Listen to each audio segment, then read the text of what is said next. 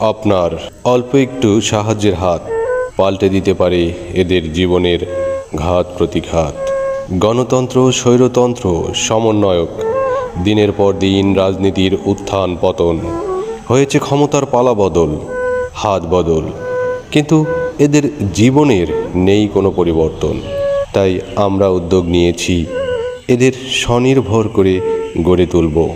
ভিডিওতে 2-3 জনকে দেখালেও এদের তালিকা বেশ বড়, তাই আমাদের একার পক্ষে প্রায় অসম্ভব।